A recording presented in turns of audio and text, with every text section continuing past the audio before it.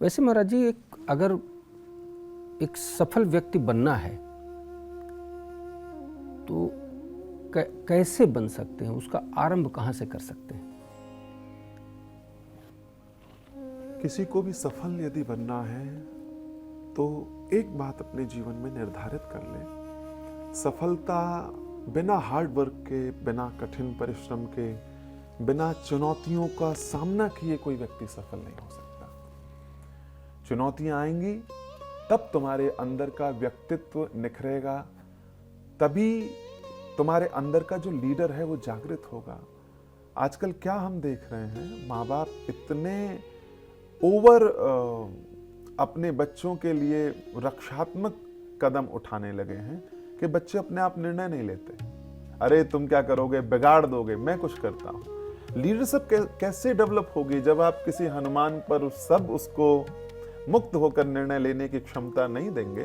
तब तक कैसे उसके अंदर का जो व्यक्तित्व निर्माण है वो संपन्न होगा? तो सबसे पहला कर्म है कि आप काबिल बनिए, चुनौतियों का सामना कीजिए, संघर्ष कीजिए और संघ में रहिए। संघे शक्ति कलौ युगे। आज की तो सबसे बड़ी समस्या यही है महाराज जी। अगर हम, चूंकि हमारा तो प्रोग्राम का टाइटल ही है आधुनिक समस्या जी, और आज की सबसे बड़ी जो समस्या है वो एकल परिवार सिमट करके रह गया। पहले संयुक्त परिवार होता था, पूरे दादा दादी, नाना नानी, पोते पोती से भरा हुआ। एक तरफ गौवंश, गौ का परिवार होता था, एक तरफ इंसानों का एक पूरा परिवार होता था, और क्या जीवन होता था, कितना मधुर होता था। और आज तो बस पति पत्नी, एक या दो बच्चे, कहीं किसी फ्लैट में घुसे हुए हैं। अगर किसी के पास होंगे, हो सकता है 2-4% लोगों के पास पेरेंट्स, माँ बाप रहते हों, बाकी तो सब माँ बाप से मुक्त। पूर्व में इतनी क्षमता थी कि अकेले भीष्म पितामह को अतिरथी कहा जाता था। यानी संपूर्ण पांडव सेना को अकेले पराजित करने की सामर्थ्य भीष्म पितामह थी। तो पहले तपस्वी जीवन था, दिव्य जीवन था। अब वो दिव्य जीवन नहीं रहा, तो इसीलिए हम लोगों को संकेत दिया गया वेदों के माध्यम से, शास्त्रों के माध्यम से, संघे शक्ति कलौ युगे।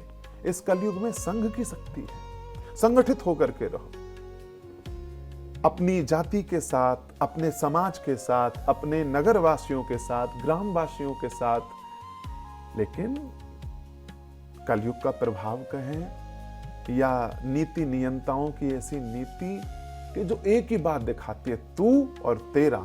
और आदमी कहां तक सोचता है, अपनी पत्नी तक और अपने बच्चों तक सीमित रह गया है।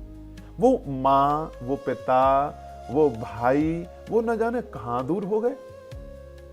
और इस सब में जो सबसे अधिक हानि हुई, दो की हुई, बच्चों की और बूढ़ों की। बिल्कुल। बस शरीर तुम्हारा युवान है, तुम निर्णय ले सकते हो, तुम्हारे पॉकेट में पैसा है, तुम कुछ कर सकते हो, लेकिन उन बच्चों को, एक बच्चे को दिन में 10 से 12 घंटे देखना होता है। जब तक वो समझदार नहीं होता, 5-6 वर्ष का होता है, तब तक उसे, अब एक माँ की कितनी सामर्थ्य, कब तक वो उसे देख सकती है? तो जब तक परिवारों में प्रेम नहीं होगा, पड़ोसियों से प्रेम नहीं होगा, घर में रहने वालों में प्रेम नहीं होगा, तो उनका लाड़, उनका दुलार, उनका प्रेम छिन गया।